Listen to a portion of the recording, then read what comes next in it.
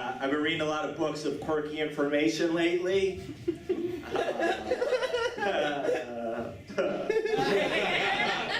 I read in there that the human brain can't actually tell the difference between a sneeze and an orgasm. Guess that's why I always get a runny nose during sex. Or why whenever I start sneezing, I can't calm down without a cigarette and a bowl of ice cream. Why ever since I turned 14, I've been sneezing like this. Woo!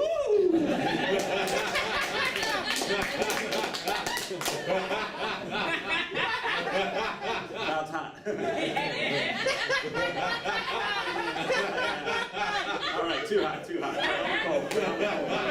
We're gonna scald my skin. I wish I could have used that as an excuse for why I had so many wet dreams when I was a kid. You know? Like my dad would come in our room and look at my bed and be like, Jesus Christ, kid, that's the third time this week. And I'm like, it's allergy season, Dad. I was just sneezing gobs.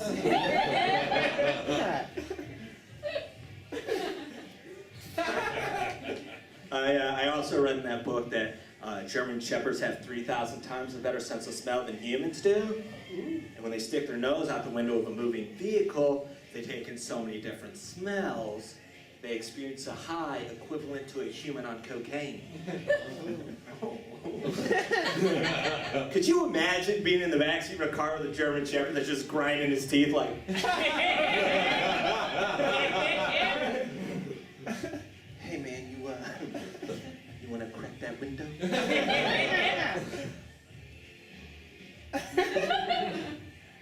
Thanks, man. You roll it all the way down and I'll lick your crotch.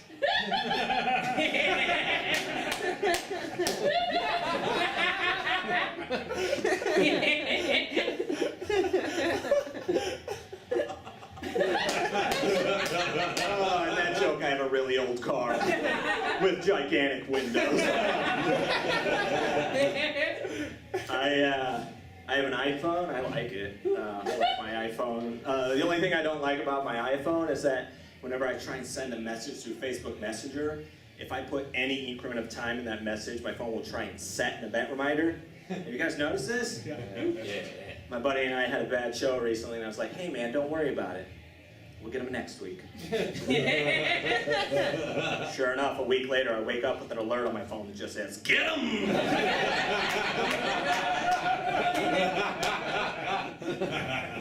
It's like, uh-oh, did I get drunk and plot revenge again? I mean, I know the iPhone's perfect for this, but like, I don't mess with dick pics. I'm not about that. They're too easy to get a hold of. Like, even if they're not online, you get a hold of dick pics very easily. Like, my wife's phone broke recently, and her sister gave her her old phone. And on that phone were 1 million pictures of my brother-in-law's erect penis. 1 million. Like, I saw so much hog on screen, I thought I was watching Charlotte's Web.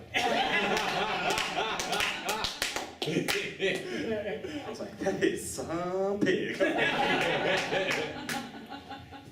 There were so many photos. Like, my wife and I, our reaction could not have been more different. Because she saw those photos and she was like, oh my God, what am I looking at? And I saw those photos and I was like, oh my God, your sister is a very lucky woman. He's doing all right. I'm not a fan of vague accomplishments. I got a tub of Parmesan cheese at home that says award-winning, but doesn't list any awards. Puts all the work on my end. The best award I can think of is Heisman Trophy. No way, right? There's no way. There's no way this little tub of cheese from Green Bay, Wisconsin overcame the odds in one of the most prestigious trophy in college football history, right? I think it'd really be something special if it did. Next year, first round pick in the draft, the Cleveland Browns take Belgioso's cheesy Parmesan crumble. That's like me standing up here and telling you guys that I'm an award-winning comedian. And you're like, wow, award-winning. And the whole time it turns out the award was just best son at the 2016 Hambright family reunion. My brother had a great year last year, but I am #1, baby! Okay, that's my touchdown dance. I like to think that I'm a clever person. I have been having some trouble sleeping recently, so I went to Walgreens to get one of those sleeping masks. But they're all sold out, so I just bought 2 eye patches instead. Hell yeah. It's cool if I wake up and I don't feel like taking them off, I can just draw like a line here, and then draw like a line here, and then draw like a line here, and it just looks like I'm wearing shades. It's giggle worthy. I think one of the reasons I've been having trouble sleeping is because when I was a kid, my dad would never let me sleep with a nightlight. You guys ever sleep with nightlights when you were kids? Yeah. Yeah. Cool. Super brave of you to admit that. I never slept with a nightlight when I was a kid because every night before I went to bed, my dad would reassure me that monsters will attack whether you can see them or not.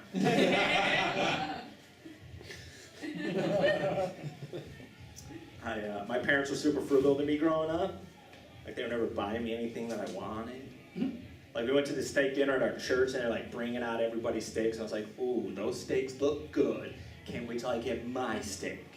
And then they brought my steak out, and it kind of looked like a hot dog. Because it was a hot dog. And I ate it, I was still hungry, and I was like, I need more food. So like, I looked around, and I saw this delicious looking buttery roll on my dad's plate, and I'm like, I'm getting that roll. And I reach over, and as soon as I touch the roll, my dad jabbed me in the face with a fork.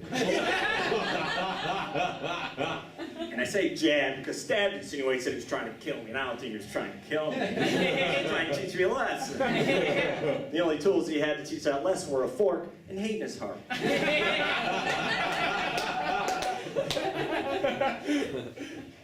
Like, even before that, we went to SeaWorld, and we were, like, walking around, and they had, like, those booths everywhere, and I was like, Dad, can I get that thing? Dad, can I get that thing? And he was like, nope. Nope. And then we walked past a churro stand, and I was like, Dad, can I get a churro? He said yes, because it was like 50 cents. And he bought me one. I was so excited that he actually got me something that instead of eating it, I grabbed it, put it on my head, and then pranced around the park like I was a unicorn for a while. Like I was this majestic beast with a cinnamon sugar swirled horn, just trotting around looking for oats. And as I was doing that, a seagull came down, grabbed the churro, and flew away. Sorry, flashback. But I guess the moral of that story is that if life hands you churros, make sure you're not a dick about it. Just be cool, man. Just eat that churro. It's delicious.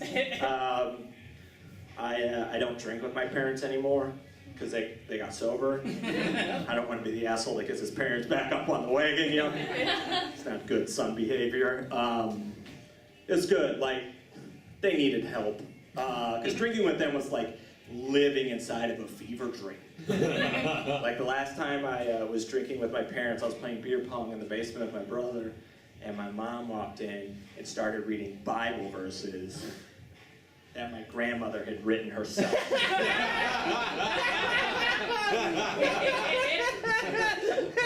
Apparently my grandma read the Bible, she's like, nope, not enough about gardening.